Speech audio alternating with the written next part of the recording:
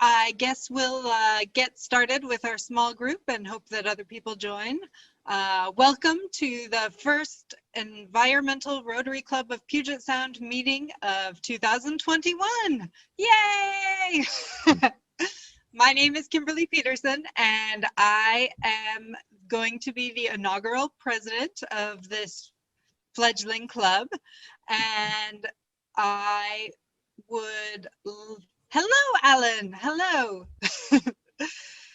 So I was hoping that Janice would be here, but since Janice is not here, we will change the format a little. And I would like to introduce our inaugural secretary, Christina Hatting. The eminently qualified Christina Hatting is going to explain a little bit about what an environmental moment is, and then give us our first environmental moment.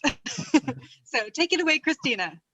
All right. Hello. As Kimberly said, I'm Christina Hatting, and I have been involved in Rotary on the periphery for a while. And one of the things that I've noticed that a lot of clubs have done, and Kim can talk to this as well, but they kind of give a little thought of the day in the club meetings just to get people thinking or in the right mindset. And so in regards to having an environmental club, wouldn't it be great to just have an environmental thought to the day to kind of get our minds into the meetings, also give some of those that are a little on the tardy side, a little extra time before we start some of the club business. So I was actually speaking with Kim about something I heard on the radio, and she said, hey, why don't we bring that into as the environmental thought. So I happened to be coming home from work one day and was listening to NPR, and it was right after the election. So most of the everything on the radio at that time was all about the inauguration and everything that was going on. But they had a great story about some ranchers from Denver who were trying to make a difference in their carbon footprint, as well as because Denver is currently going through a pretty significant drought. And as the snow levels continue to not be as they usually are, they foresee this drought to continue into 2021. So there were some ranchers that had been, a small amount of them have been doing more of a sustainable farming, including what they say is the key term of carbon capture. So having their cattle roam not a full pasture, but with using portable electric fences and slowly moving them around the area so that they don't over trample the ground, but they allow the ground to, just as kind of happened before we've really just over tilled the soil and overused the soil of kind of the same patterns that are seen with predators. And so there's not this over use of the soil, but they, instead of having cattle in one area for months, they have it in there for a few days and then move them using these fences. And what they found is that the ground cover, or there is now ground cover where there used to not be any ground cover. And so obviously ground cover is extremely important to keep in heat and also to pull carbon from the atmosphere. And how Denver is kind of really pushing farmers during this time, or encouraging farmers to adopt some of these practices as the drought continues to happen, and as it's more and more difficult for the soil that has been over trampled to capture the water, and there's a lot of water runoff instead of the water being brought back into the soil and being able to be stored and used there. And so this regenerative agriculture. And right now there is a soil health program in Denver. And right now there's no state funding. They're hoping for some, but right now it's a grant through a $5 million grant with the USDA to help farmers start to transition to some of these practices, or farmers and, excuse me, ranchers.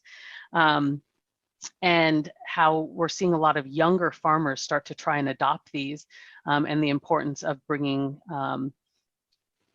you know, farms and ranches around to a more of a regenerative agriculture, and so that we're able to have soil and water for future generations. So I thought it was very interesting. If you want to look it up, it's on NPR, and it was on the 21st, Thursday the 21st. So it's just a 5-minute segment, really interesting, and there's some, just got me starting to be more and more interested in how I can, on my small part, and I'm very excited for our speaker today, but just in my small area, how I can not, or how I can use the soil that I do have to grow, as well as maybe use it to reduce some of the carbon that that we produce in the lifestyle that we have. So that's the thought for the day, and I appreciate your time.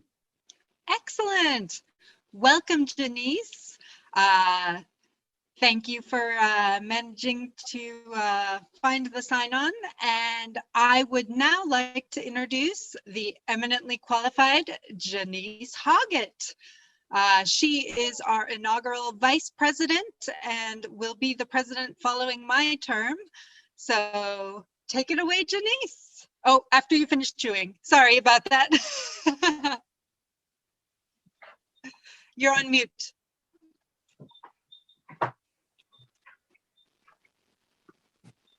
Thank you. I'm going to say up front that I'm very, very happy to be here in this meeting. I'm grateful that we've managed to organize a speaker. I'm waiting to hear back, but I think we have a speaker from Puget Sound Waterkeepers for next month. And if I have to leave suddenly, it's because my husband is in the hospital today getting emergency surgery. So I may have to leave the meeting. Oh my gosh. Well, we send best wishes to your husband, and I hope that he recovers quickly. Thank you. All right. Well, now, what time is it? Yes, we do have a little bit of time. So I would like for each of us to make an introduction to the others. And so please tell us your name and one interesting fact about you. My name is Kimberly Peterson, and I can speak English, Spanish, and French fluently. That's my fact. Who would like to go next?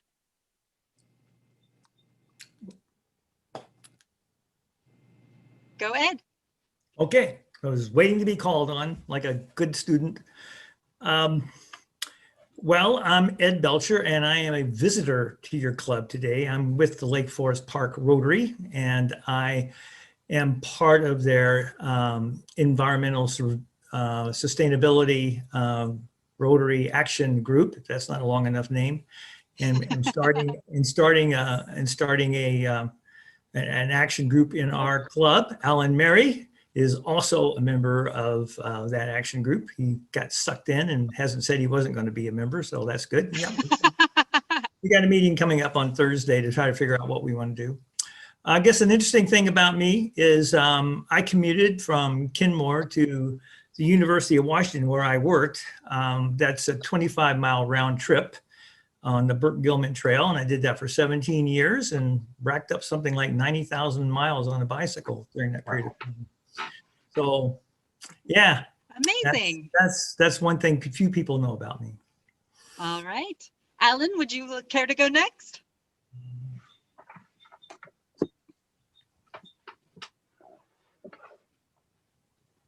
Alan? Is he mute? Oh, I think you're on mute. You're muted. Yeah, do something with that mute. Okay. Well, while Alan tries to figure it out. Oh, there he is. There he is. That was weird. I couldn't. The old mouse wasn't cooperating. I'm Alan Mary. I was district governor of the 503, our local district, in 2018-19. One of the things that we did was put together a cleanup of the interurban trail, and we had about 200 individuals going up and down the interurban trail.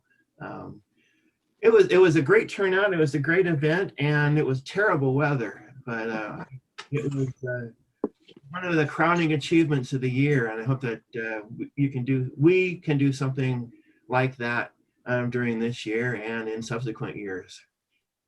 So, Excellent. Very also, good. I'm a member of Lake Forest Park, as Ed said, and I am visiting, but I'm also making sure that you're all up on the straight and narrow. Yes, he is our co-advisor for the starting of this club. So thank you, Alan. And Amanda, please introduce yourself. Hi, I'm Ananda Scott. I am a member of Shoreline Rotary, but I'm interested in joining this club. I love Shoreline Rotary, but I'm also a single mom, and with remote learning, the meeting times have been really challenging because that's right when we're getting ready to start school. So, and I love the focus of this group, and it's exciting to have the opportunity to be part of something like new, right? Like, interesting thing about me, my youngest child has Down syndrome. So my other big sort of social justice passion is disability rights. And I also have a small nonprofit that does regional education and advocacy around inclusive education. So I'm heavily involved in Shoreline schools. That's my other personal passion. Wonderful. All right. And last but not least, I would like to introduce the eminent Carl Copeland. Carl Copeland was one of my favorite professors at Pace Law School, and he has literally written a book on how to reduce carbon. And he is here to discuss his book and some tips on how we all can do our part to reduce carbon as much as we can. So with that, I will let Carl introduce himself and then take it away. I believe you have the option to share screen, and you can put up your slides and we will listen. Okay, well, thank you for the introduction, Kimberly. And I'll, as one interesting fact about myself, I'm going to try and one-up Ed there. I'm commuting to work there for 20 years. I actually would a couple of days a week get from my home to Pace Law School where I taught by paddling a kayak across the Hudson River and then biking the rest of the 15 miles each way. And that was before they just this past year, they finally opened the bike path on the Tappan Zee Bridge replacement project. So I no longer have to or get to paddle a kayak across the river to get to work. But it's a way of making your commute fun, and I'm happy to share that. Let me see if I can get my slides up, and you can tell me whether this works or not. I want to share my screen, and I want to share it to Zoom, and now I'm sharing, and I just have to go and find what I want to be in. Okay, which is here. I used to call Professor Copeland's commute the Ninja Warrior commute. Okay, so can you see my slides now? Yes. Okay, great, good. And you probably can't see me, right? Or can you? Correct. Okay, well, my slides are more attractive than I am, so we'll go with that. No. So anyway, this is my book, Live Sustainably Now. It was published by Columbia University Press. It came out about a year ago. Probably the worst time for a book about lifestyle changes for climate change to come out, given what was coming up in 2020. But it still had a very good reception, and will be out in paperback in April. So and there are plenty of used editions out there too. So if you find any of this interesting, I recommend that you get it, because I'm not going to be able to tell you everything in the book in just the 30 or 40 minutes I have. But I know I'm preaching to the choir here, so I'm pretty sure we all share this kind of ethic of incorporating environmentalism into our daily lives, and kind of being and mindfulness about, you know, the path we leave, the footprints we leave in the world, and the disturbances we leave in the ecosystem, and being conscious of it. And I like to call my own approach climatarianism, right? And it kind of, you know, struck me as my own, you know, consciousness about global warming and our role in it increased over the years. I mean, it's something I think, for 30 years I've been aware of as this is a real thing, and we're going to have to deal with it eventually. And in the 25, 30 years I've been teaching about climate change. And of course, the urgency just increases every year. But it struck me, what if people approach, the basic daily choices in their life that affect climate the same way a vegetarian or a vegan approaches their diet, right? Which is to say, there's this system of industrial system that creates huge pain and suffering, and environmental problems. And I want to have nothing to do with it, right? Or as little to do with it as possible. And I'm not going to just, make that a speaking point and a political point, but I'm actually going to make it part of my, principle I live my life by. And by the way, I'm not actually a vegetarian, but I am a kind of a, reduce the impact as much as possible person. But I think the principle is a very real principle and a very valuable one. And what if we did apply that to climate in our daily life? And of course, as I said, it's really strange in many ways to be talking about kind of lifestyle and climate in this COVID pandemic year, because so many of our other concerns have just been overwhelmed by what seems like a multiple waves coming at us. And even though COVID is seems like the biggest one because it's the most immediate, and of course the economic impacts are something we're still suffering through too. But climate change is still out there, and in a lot of ways, the kind of the political reaction and the human reaction are similar in that there's a tendency to deny it, to deny your own role in it, to deny the efficacy of measures to avoid it, and hopefully we can take some positive lessons from dealing with the COVID crisis and apply them to what's going to eventually be a bigger crisis of climate change hitting. Now, I mentioned that, I've been teaching environmental law for over 25 years and always teaching climate change as part of that. And for most of that time, climate change was this huge problem that was way off in the future. And as I started putting this kind of slideshow together 10 years ago, I grabbed this screen from this picture from an Australian website, which kind of had this as a warning sign, but a warning sign, this is going to happen the next 100 years, the extinction and bushfires and droughts. And of course, it's we're seeing now in the past few years that this is no longer something in the distant future, but this is happening now. And especially out there on the West Coast, you've seen this with the wildfires in California and the great devastation and human impact and ecological impact of the climate crisis is happening real time now. This is no longer something hypothetical in the future. And with any crisis, of course, the political and the social tendency is, well, who are we going to blame for this, right? This is a problem. We got to find the culprits and bring them to justice, and that will make the world right. And of course, I suspect most of you have seen or heard of this headline. It's always going around on social media, the idea that just 100 companies, all fossil fuel companies, by the way, just 100 fossil fuel companies are responsible for 71% of global emissions. And it's like, that's certainly appropriate blame to the companies that profit from ultimately destroying our global ecosystem, and also have profited and maintained their business model by interfering with our political process and paying think tanks to sow false doubts about the climate science. But one of the things about that, just 100 companies are responsible for 70% of global emissions, is that that's only if you count the emissions that comes from burning the stuff, right? That's not the emissions that actually come from the production facilities and the refineries and the fossil fuel transportation system. That counts burning the stuff. And I know this graph is a little too much information in one place, but basically that light blue bar in the chart, which varies, which shows the total greenhouse gas emissions of different kinds of crude oil. The light blue bar is what comes from burning the stuff, right?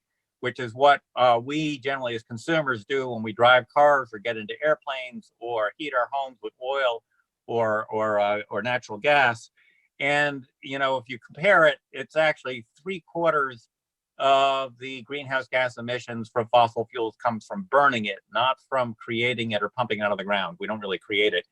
And so that's, you know, when you talk about that just 100 companies are responsible for 70% of the emissions, well, you know, it's really, you got to look in the mirror for 3/4 of those 70% of the emissions then, because as Walt Kelly, the great cartoonist, put it 50 years ago, now almost 51 years ago, in his wonderful Earth Day cartoon for the original Earth Day in 1970. And I hate to say it, I'm old enough to actually remember the Walt Kelly Pogo comic strip, which was a weekly comic strip in the newspapers. And he put it, we have met the enemy and he is us, right?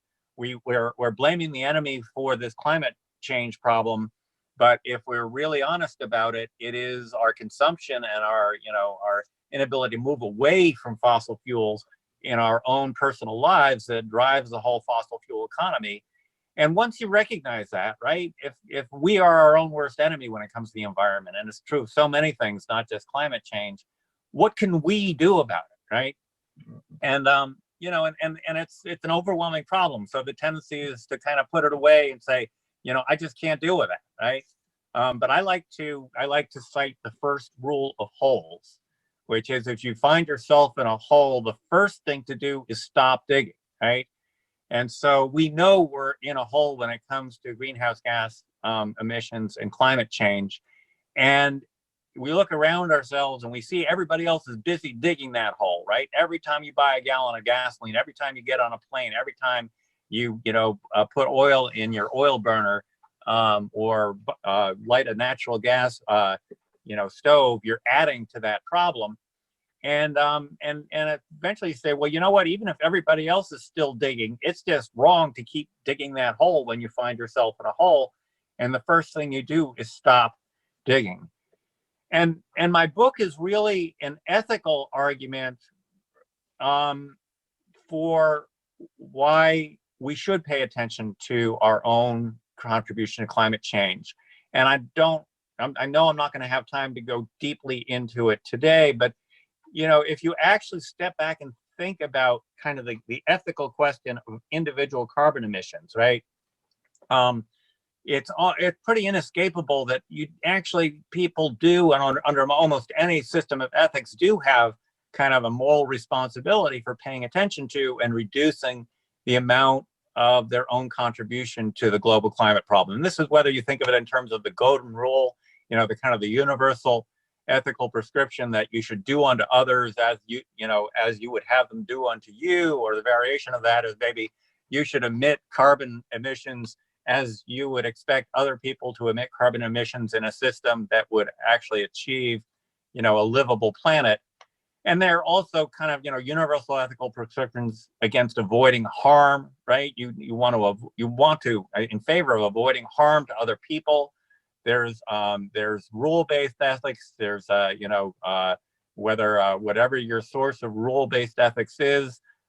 There's the deep ecology-based ethics, the idea that we all need to respect the integrity and the value of ecological systems for their own benefit and not just as a source of human welfare or human economic well-being.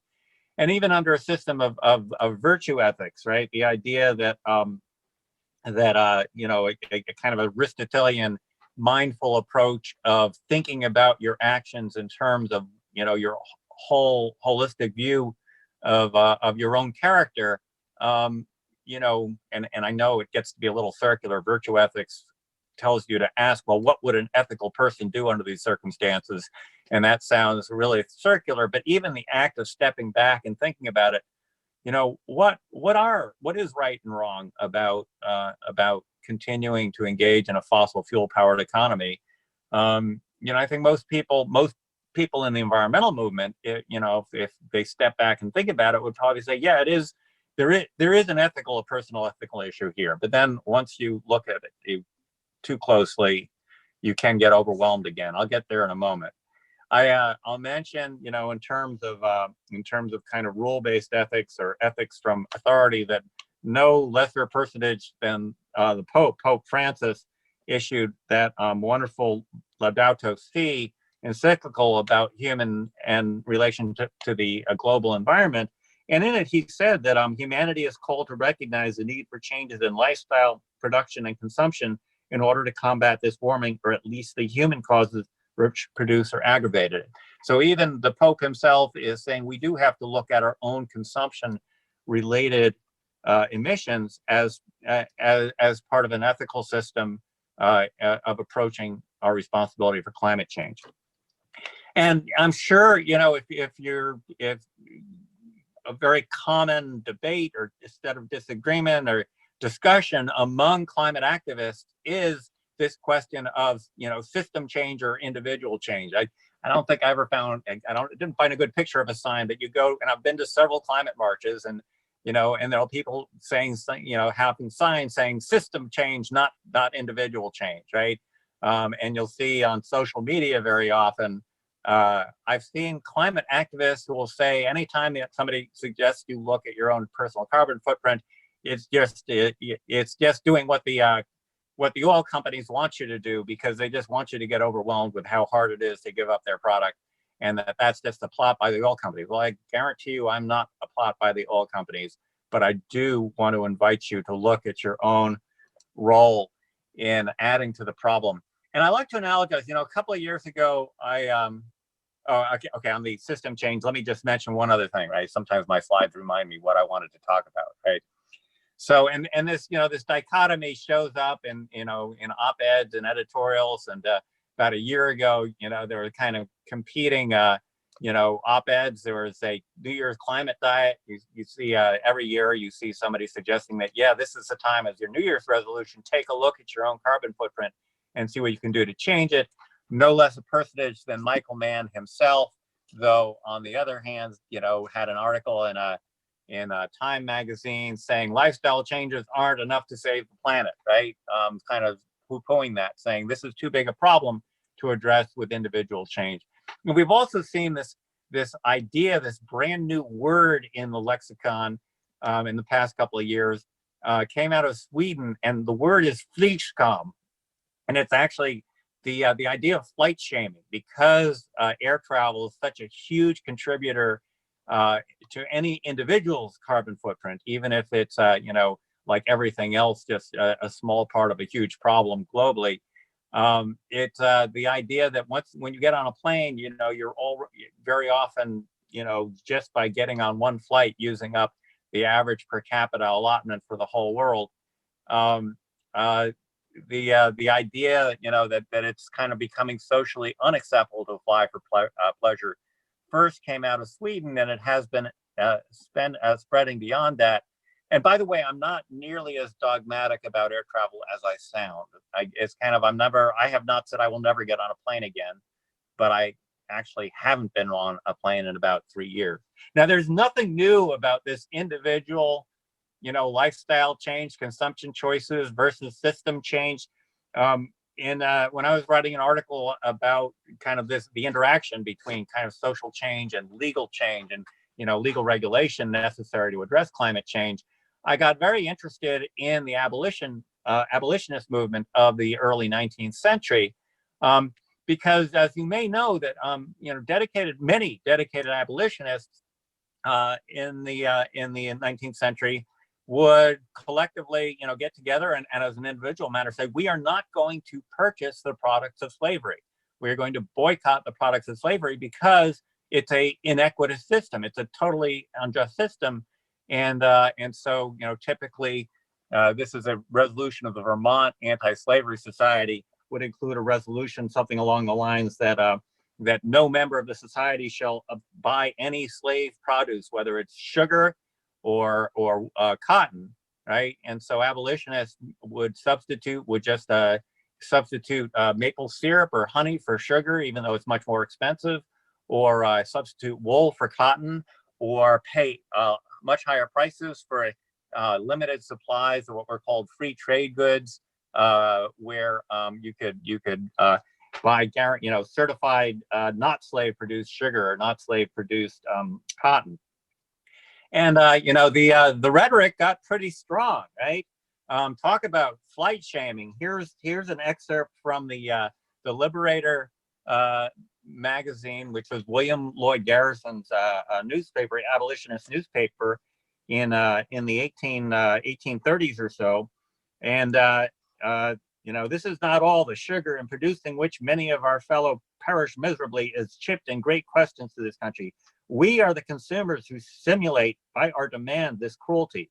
And knowing this, shall we become accessories to the murder of our brethren by continuing to see the fruit of their hard-earned toil which destroys them? The sugar of Cuba comes to us drenched with human blood. Okay, talk about flight shaming. Well, that's nothing compared to abolitionist sugar shaming. But just to show that there's no new controversy or dispute under the sun, no less a personage than William Lloyd Garrison himself actually changed his mind about consumer boycotts of slave goods. So he, after originally being kind of pro-boycott and no self-respecting abolitionist should purchase sugar or cotton, he basically said it was wasting time upon which no man could strictly reduce to practice, and that nothing would be gained by pressing on public attention. So basically saying it's just not practical to give up sugar and cotton, and we should forgive those abolitionists, the Phillipses, the Quincy's, the Fosters, the Pillsbury, the Wrights, the Chapmans need no certificate from any persons. They are as willing as others to bear the heavy burdens in the anti-slavery cause, even though they were non-abstaining. So I'm not pretending that this is not new, a new debate. I know how I come out. You might ask yourself, if you lived in 1830 or 1840 and understood the horrors of the chattel slavery system, would you still buy sugar produced by slavery? Would you still buy cotton produced by slavery? Or would you be an abstaining abolitionist? And I'm pretty sure I know where I come out on that, but obviously not everybody comes out the same way. There's also, and that's a principled argument, but there's also a more practical argument, which is that that living, walking the talk, as we say, right, makes us more effective advocates for the environmental cause and for the climate cause, right? And there are actually, now more and more studies out, social science studies showing that climate scientists and climate activists who have made changes to reduce emissions in their own life are much more convincing to the public at large than people who make forceful arguments about how serious climate change is, but still routinely fly to conferences and don't act as if they've really integrated that into their own life. And I might mention, I'm sure you guys all have heard of Greta Thunberg. In fact, when I gave this talk last year before the COVID quarantine, I gave it a couple of times in 1 week. Once to a class of law students at Pace Law School, the Clean Air Act class, and then another time actually in a senior citizen center in Rockland County. And both times I asked the question, have you heard of Greta Thunberg? And everybody said, of course we've heard of Greta Thunberg, right? Then I asked the question, all right, how many people have heard of Bill McKibben? And I was shocked that hardly anybody, like in rooms where everybody has heard of Greta Thunberg, hardly anybody had heard of Bill McKibben, who of course wrote one of the very earliest books about warning about climate change way back in the 1980s, The End of Nature, and of course the founder of 350.org, and the big proponent, of course, of divestment. But somehow somebody like Greta Thunberg has been able to get more global attention, and partly because she walks the talk. People were asking her, come give us a talk, come give a talk in actual Seattle to the Puget Sound Rotary, right? And she said, no, you don't understand. I'm not going to fly around the world. My generation is not going to have that luxury of flying all over the place, because the climate cannot tolerate that level of carbon impact. And when Greta Thunberg came to a youth climate conference in New York City in the fall of 2019, you know how she got here? She actually got on a sailboat. She found somebody who was sailing from Europe to New York and hitched a ride on a sailboat and did it without flying. And then, of course, the end of that story was that she was supposed to fly on to Chile for the Framework Convention Coalition of the Parties annual meeting. But then because of unrest in Chile, the meeting was rerouted or changed to be in Madrid in Spain. And Greta Thunberg had to find another sailboat to sail her back across the Atlantic in December, which is not a great time for the crossing. I know I'm actually a blue water sailor and have sailed across the Atlantic a couple of times. And anyway, so somebody like that who walks the talk, makes it part of how she lives her life, is a much more forceful advocate for doing something about climate. And the argument against it, right? And you'll hear this all the time, the argument against trying to make individual changes is that's not enough, right? That your contribution is just so small, and that whatever you do, right? You know, as Michael Mann's headline said, lifestyle changes are not enough to save the planet. We need system change. In that article, he was arguing for a carbon tax or other carbon pricing at the national level. But it's true and it's not true in that we do many things that are valuable for their communication value as much as for the actual immediate result.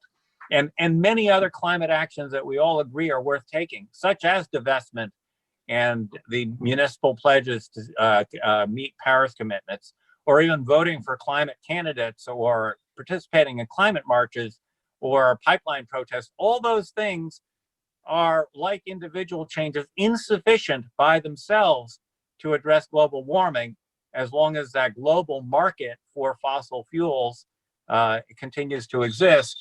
But we do them because they're incremental and they help communicate the gravity of the problem. And when you get down to it, that it's not a question of whether we're going to have system change or individual change.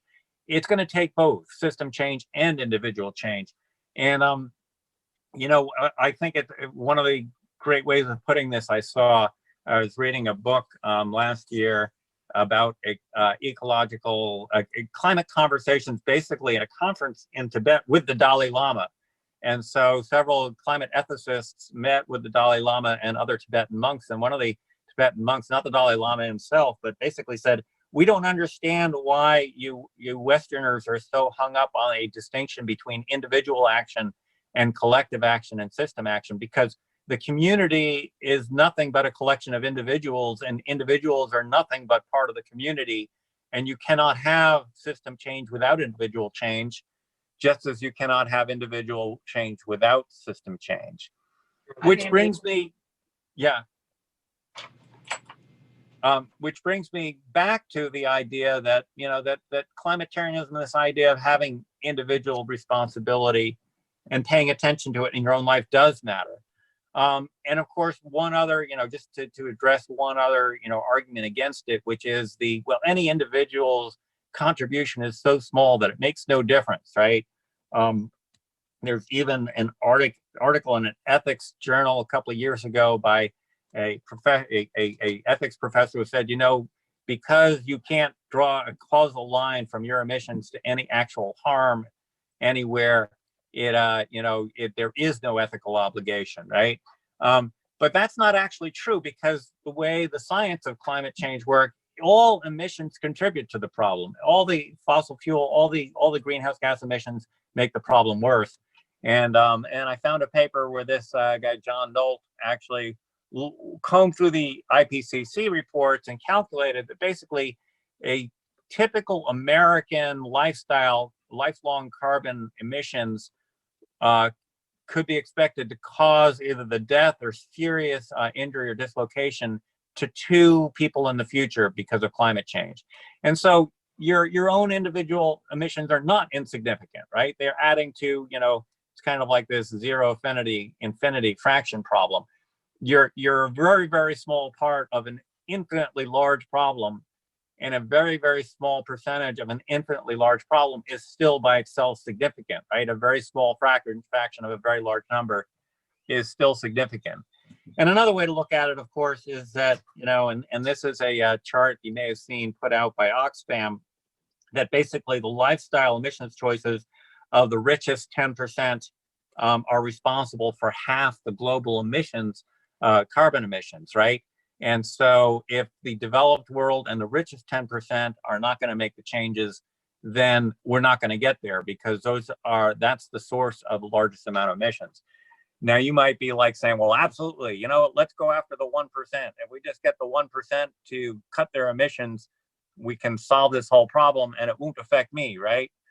And just to kind of remind people that, we in the United States are much wealthier globally than we like to think. And even what's considered a fairly average amount of income, or even a below average amount of income in the United States. There used to be this website, Global Rich List, is now no longer active. And so I can't swear how accurate this all is, but it would plug in your income and it would tell you where you fit on the global incomes, right? And when I plugged in $36,000, which would be about half the household income from a 2-inner family in like the outer part of the New York metro area, that would put you in the top 1% of global incomes, right? So when we say, yeah, do something about the 1%, that's the problem. We often fail to recognize that actually most of the people on a conversation like this are themselves part of the 1%. And brings me back to kind of like, after all these practical and kind of advocacy arguments for why it's worth doing, it brings me back to veganism, that it's worth doing because it's the right thing to do, right? Not necessarily, people come up to me and say, you're refusing to go on an airplane flight isn't going to stop that airplane from flying. And you'd never go up to a vegetarian and say, you refusing to eat hamburger isn't going to save the life of a single cow, right? Those things may both be true, but they're not reasons for inaction, right? They're still the right thing to do. Now, if I've convinced you that it's worth doing something, then the other problem is that when people take action on for a principled reason like this, they tend to do one thing. And very often they don't do the most important thing or the biggest thing. And that's why I encourage, if you're only going to do one thing, the one thing you got to do is look at a carbon calculator and look at what the big parts of your own contribution to climate change are. And very often the things we think, the easy things to do that we think are important are less important than other things. And this chart, which is from my book, just kind of compares some typical annual, climate impacts and of things. And like getting in the car or driving somewhere actually may not be that big if you go like on a vacation trip in a car. I'm a big fan of road trips, by the way, actually, if you're not getting in a plane. Giving up red meat is important, but it's relatively small compared to, again, national average electricity related impacts, and certainly way below getting in a plane for, say, 6 round trips a year or something like that. And so if you're going to do one thing, make sure it's the most important thing. And of course, my argument in my book is not to do one thing, but actually, set up a carbon budget. Decide for yourself. And I'm not saying there's one size fits all on this. Decide for yourself what share of the global carbon budget is something that you would feel comfortable contributing to. And here's where, okay, I'm going to overwhelm you, right? Because here's the kind of scary math. And I borrow these slides. These are from Bill McKibben's Do the Math tour from, it's like 8 years ago now, but in his own arguments for fossil fuel divestment, pointing out the inexorable problems of the fossil fuel industry, that at that point, there are only, in his calculation, which is not the same as the IPCC's, 565 gigatons of carbon emissions left that we could safely emit as a planet, while there were 2,800 gigatons, or more than 5 times more actually in known reserves. And so if you take that, right, and so the argument there is the fossil fuel companies are bad investments because they can't possibly use all their reserves without destroying the planet. And I wholeheartedly agree with that. And if you'd gotten out of fossil fuel companies 5 years ago, that would have been very smart if you actually had any stock to sell in the first place, which most of us didn't.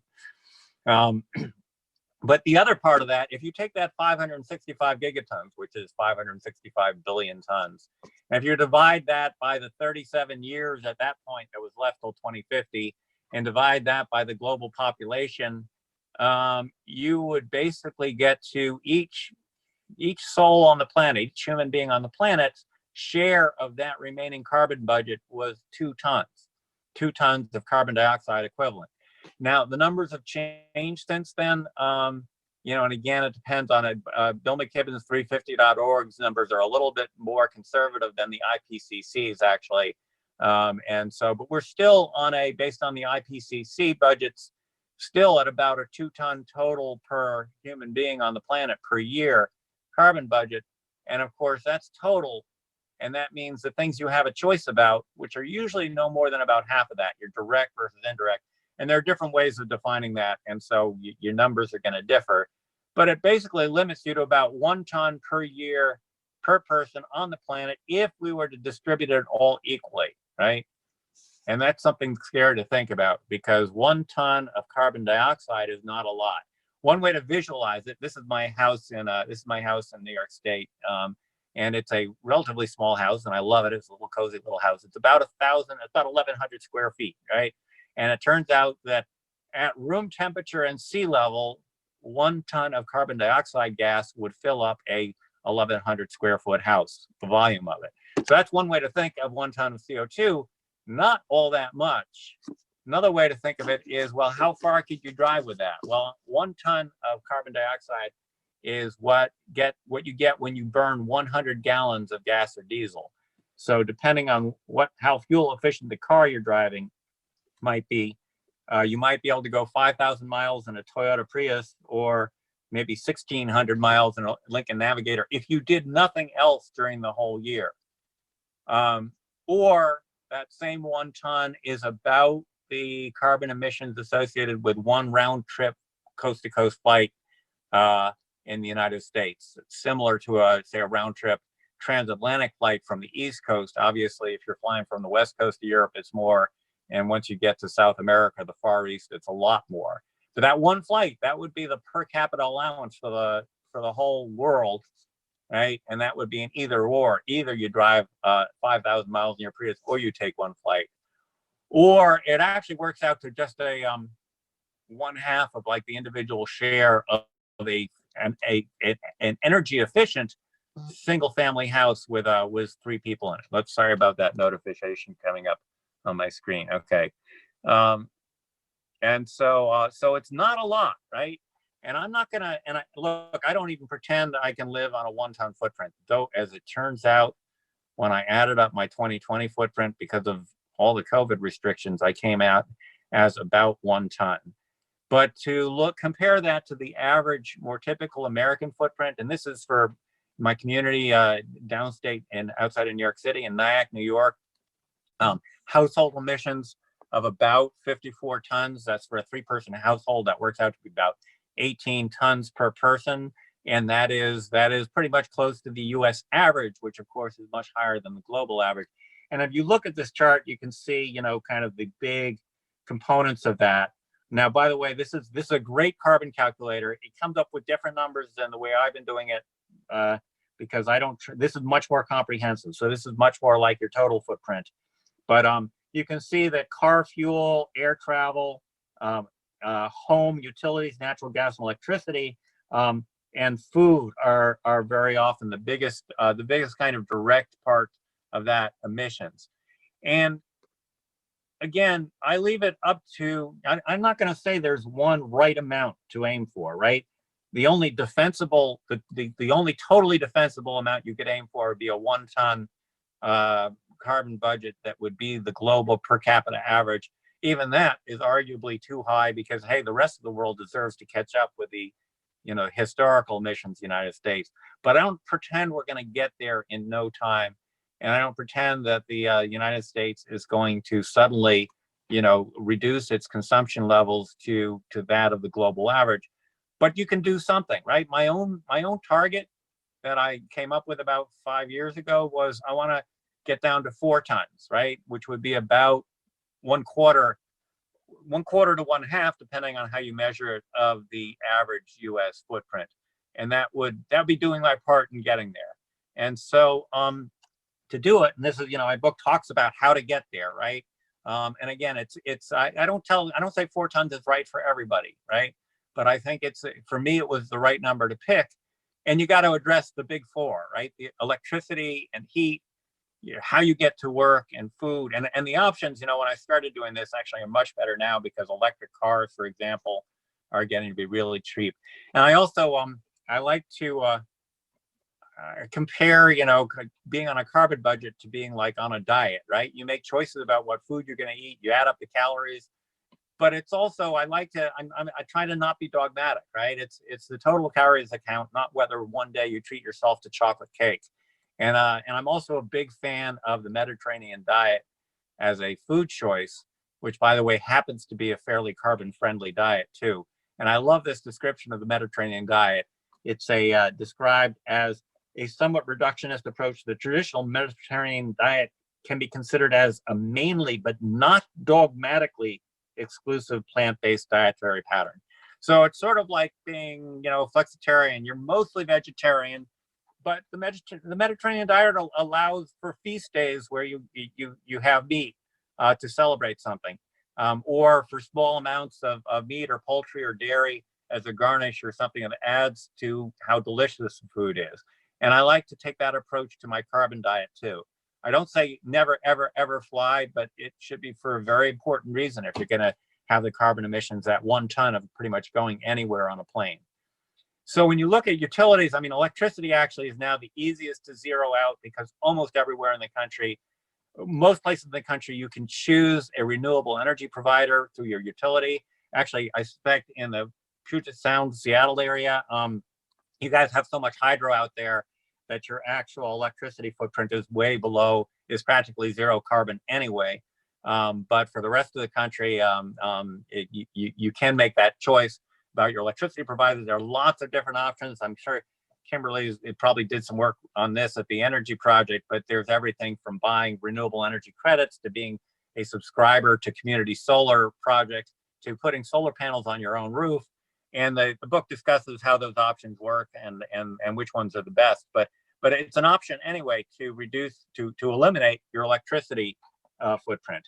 Travel to work, just because we do that almost every day of our life, at least we did before the COVID pandemic, ends up being a big part of our annual carbon emissions. And so choosing a way to get to work that is at least lower carbon by taking public transportation, or, as I hear Ed did, ride a bicycle to work every single day, or as I did, paddle a kayak across the river, you can at least reduce that, maybe even zero it out, right? An electric car with a renewable energy contract actually is 0 direct emissions, right? And again, I'm not even trying to account for the embedded emissions in manufacturing a car. I know they're real, but I think if we get to work on just the daily choices we make that add to the problem, we're making a big step forward. Food is huge. And of course, just being aware of the impacts of different kinds of food.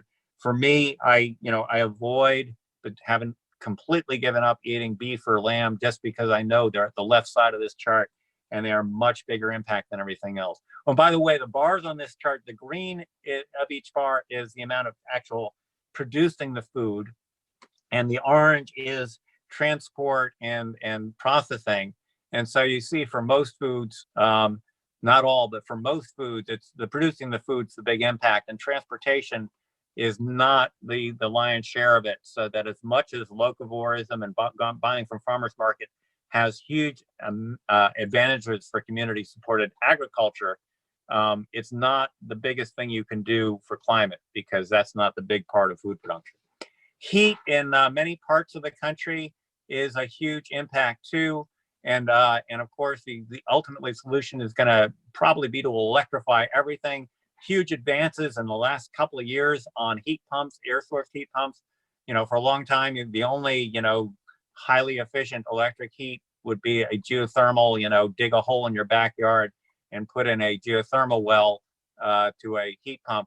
But now the new air source heat pumps are almost as efficient as what they call the ground source or geothermal heat pumps. Are much less expensive to install, much simpler, and they work as air conditioning too. Now, I know this is not as big an issue in the Northwest, which is a relatively mild climate year round.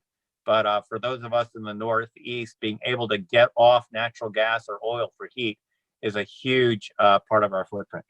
And then, of course, the book is about the book is about not giving up the joys of life, right? And so there's a whole chapter on fun with a small footprint. I really believe that, you only get one time around, and you got to enjoy it as much as you can.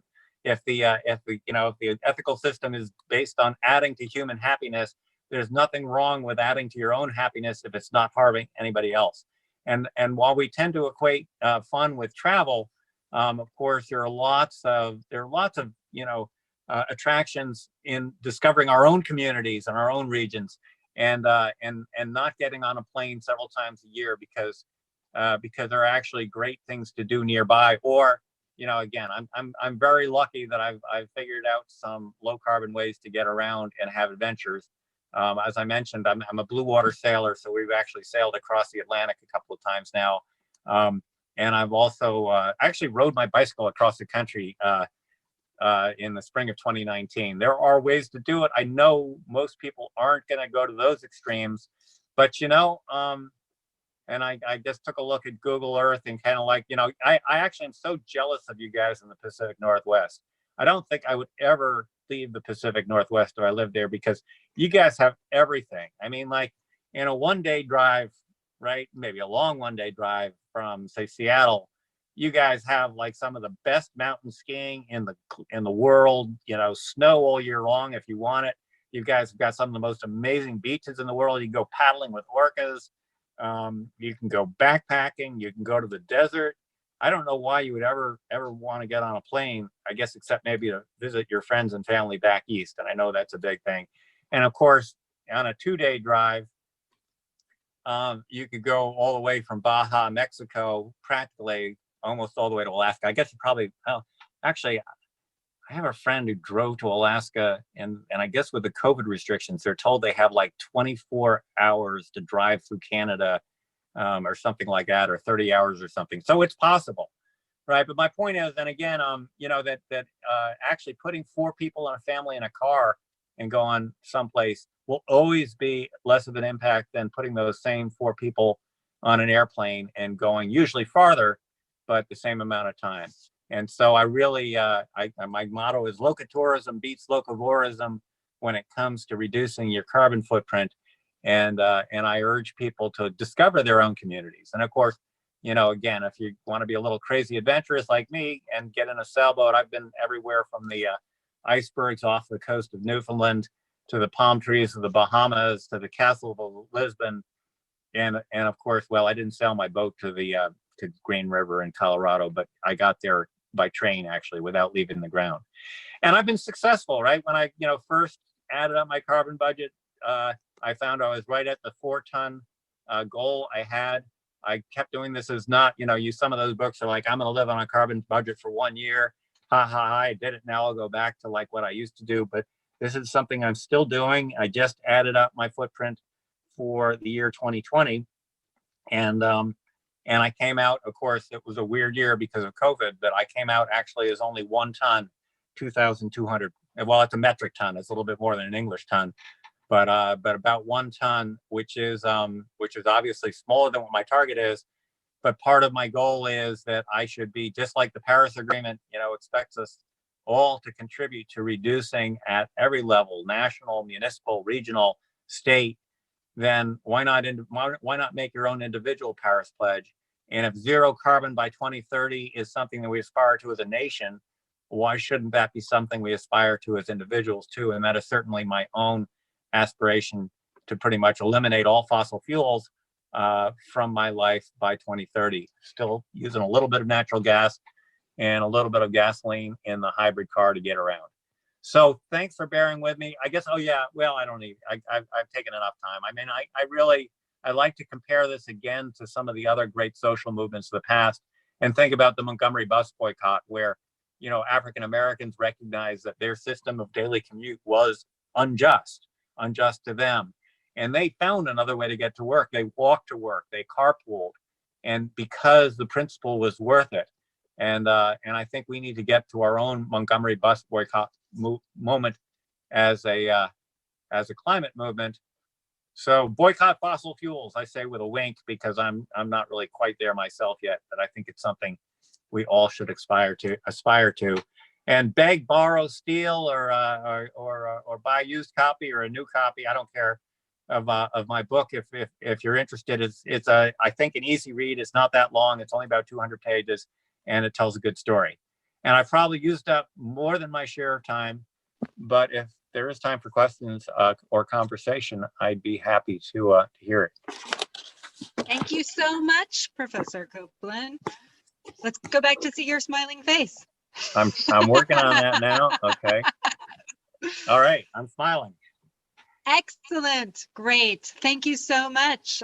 Does anyone have questions they wish to ask? This Go isn't ahead. this isn't exactly a question. I just like to say that Carl's book is available at Third Place Books here in. Oh yeah, I should have mentioned. Absolutely, go to your independent bookseller. Keep helping them out. Yes. And one of the things that this new Rotary Club is doing to reduce emissions itself is by holding these meetings on Zoom. Nobody has to drive anywhere. We're not serving buffet style food. We're not doing the sort of things that traditional Rotary clubs sometimes would spend emissions on.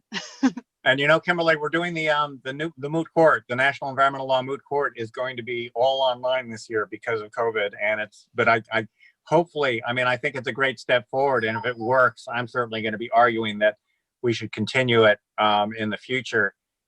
You know, maybe with only the final rounds being something people travel for, and that's going to hugely reduce the carbon footprint of that activity. So, you know, again, COVID is a great opportunity to learn about how we can adapt. And hopefully one of the things we're learning is that all that business travel and all that meeting travel is not really, really, really, really necessary.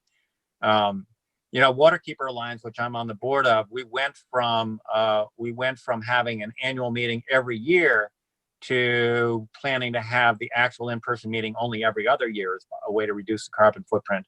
And I mean, I think we're going to learn that there are ways to do it. I know there's a huge value in people getting together in the same room and going out and drinking beer and wine in the same place.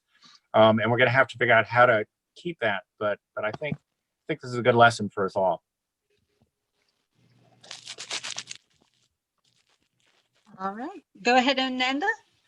I just, with what you were just saying about the value of getting together, but figuring out other things, I just, I love that your book has a section on fun ways to do it, because I was really thinking about your vegetarian analogy. I was strictly vegetarian for many, many years, a couple of decades, and I'm still mostly vegetarian. And people who aren't vegetarian always focus on what you can't have. But when you first start figuring that diet out, you discover all these new foods and cooking styles that you never encountered if you hadn't thought about it.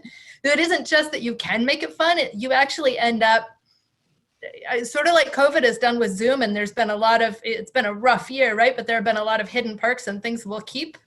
Yeah, you know, and sort of communities that, you know, like I'm thinking about, like my high school started having Zoom meetings, you know, like from 45 years ago or something, right?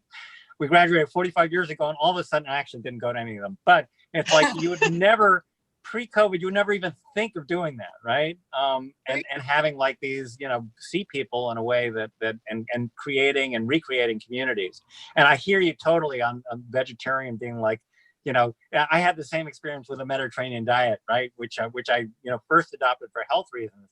And I do most of the cooking in my family. It's like, wow, look at all these great new things I can cook, right? And they're good, right? And they're really delicious. And I'd never thought of that before. So exactly. Yeah, yesterday I was peeling celery root, and I got into a fight with my vegetable peeler, and you can guess who won. But I had never worked with celery root. It turns out it's very hard to peel, but it's delicious once you roast it.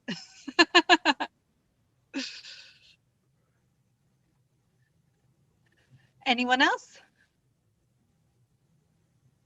I would really, really like to thank you for your illuminating talk today. It was generous of you to spend your time with us today, and I'm really grateful. Thank you. Well, I'm glad you enjoyed it. And, you know, as you can tell, I love talking about this stuff because I've been thinking about it and living it for a while. And, you know, and I figure it's kind of like it's part of my own ethical responsibility is not just to walk the talk, but talk the walk too. And if I get one of you to change your life, I suspect I'm speaking to people who've already done most of these things anyway. But even if I convince one of you to figure out how to talk to their friends about it better, right? Then it's a force multiplier. It means that, I've done more towards solving this problem than if I hadn't done it. So I'm happy to keep talking. Other people who would like to have a speaker, let them know. I'm happy to do it. Wonderful. Ananda? I just want to also add my thanks, and you're right in that you're sort of preaching to the choir, but I found it really personally helpful just because it is frustrating, right? Like one of the things I really want to do is buy less plastic, and so much stuff only comes in clamshell. Like it's right, I know, yeah. And it's really easy to get discouraged and feel like political involvement is the only way to make change, because like even when you're trying to reduce things, you just encounter all these barriers. So I found it just really motivating and uplifting to be reminded of all the positive sides of doing that. So thank you for that. Well, thank you for saying that. And yeah, I mean, part of it, it's kind of like you're part of the argument for taking action, which is not a utilitarian, it's going to make the world better objectively. You're going to be happier because you're going to take a overwhelming problem and make it a little bit whelming, right? It's something that I can do something about this. And, it's like, I like, there are people who have closed their checking accounts at Chase because Chase Bank, also finances a little bit of fossil fuel exploration. And I said to those people, like, well, here's the thing. You will not be able to point to a single, gallon of fuel at the end of the year that was not burned because you closed your checking account, right? But I can point to several hundred gallons of gasoline, right, and jet fuel, right, or maybe 1,000 gallons that's not burned because of the choices I made this year. And that just makes me feel good about it, right? I know it's not going to solve the problem by itself, but it helps solve my problem, and it helps, we're all doing our part. Excellent. And just a little bit of housekeeping. Our next meeting will be same time, same place on February 9th. And that's a meeting where we will be planning sort of the events that we'll be doing along with these meetings, and do a little more businessy housekeeping planning for our fledgling club. Ananda? Do you keep the same Zoom link? Can I copy paste this one into the calendar, or do you change it each time? Yeah, it's the same one for the whole rest of the year. I'd like to add a bit to that. I was just reading about another eco club and another part of the United States, and their Rotary Club was able to coordinate with 15 other clubs in their local district to get a Rotary grant from their district. And they took a local farm that was producing food for their local food bank and made it a completely hydroponic farm with solar power, so that it's completely self-sustaining. And those are the kind of projects that we could think about doing something here for our club. I would hope that you don't just think about it, but actually do it. The deadline for district grants is, I think, still September 15th. So you have some time to put something together. It doesn't have to be huge, but I would say think big and go for whatever you decide. Yeah, absolutely. Go for it. Excellent. I'd like to add one more comment. In the beginning, when we were going around and talking about something personal in your life, I spent almost a year from February through the end of August doing a wildlife study for the Canadian Wildlife Authority. I don't know if any of you have seen the History Channel program Alone, but I was alone up in the Canadian island studying the peregrine falcon, which was an endangered species due to DDTs, and the other birds of prey that were surrounding, like the eagles and the vultures. So it was an amazing summer alone in the wilderness, doing photography and writing journals and providing information for the Canadian Wildlife Authority. That's fascinating. Excellent. Well, thank you all for attending. If you wish to stay on and chat, you are more than welcome until for the next 15 minutes. And otherwise, please enjoy the rest of your day. And thank you again for attending. Kimberly, it's thank you so much for inviting me, and it's great to see you again. And what are you doing in Washington? Well, I am starting either on February 15th or March 1st at the Energy Information Administration, writing the great. Today in Energy newsletter. Oh, congratulations. That is so great. Well, and it's Yes, gonna I be got really, fingerprinted yesterday, and so I'll be ready to go soon enough. and all of a sudden, DC is just going to be a really exciting place to be for the next couple of years, hopefully, right? I mean, just in, in terms of being involved in energy and climate issues, it's going to be a challenge yes. to get anything done, but at least we're going to be trying. And so that's just like, congratulations. That's great. That's great. Yes. Wonderful. All right. Well, Okay, well, I'm going to check out now. Nice to meet you all, and really enjoyed having a chance to talk to you. Thank you all so right. much. Take care. Bye now. Thank you again. All right. Well, that seemed like a wild success to me. Did you guys all enjoy it? Yeah, no, that was fun. That was great. Yeah, definitely. I'm interested in checking out his book because, right now in our household, we are living in a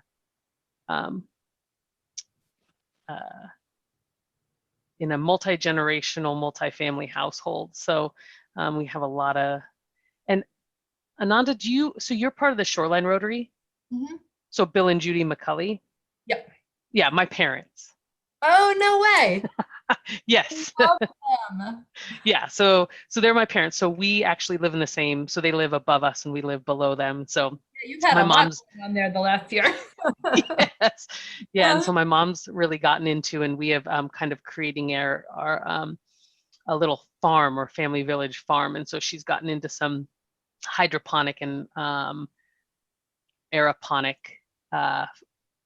stuff. So we've been having, trying out some new vegetables and some new, like how we can use all the food that we grow. So like we grew celery for a while, and but the stalks don't really come up that big, but the celery leaves are like a cilantro, and so putting those on things, and so having those last night, that was very cool. And so it's just very interesting of how there's these grand scale things that can be done, and the activism and everything, but also like what can we do on a smaller scale that actually can start those kind of conversations that we have with people, and how can I get my young children involved in seeing this from a young age so that they're more interested as they grow up in, my 2-year-old would go out and just pick the tomatoes off the plant outside and just, this is what I want for dinner.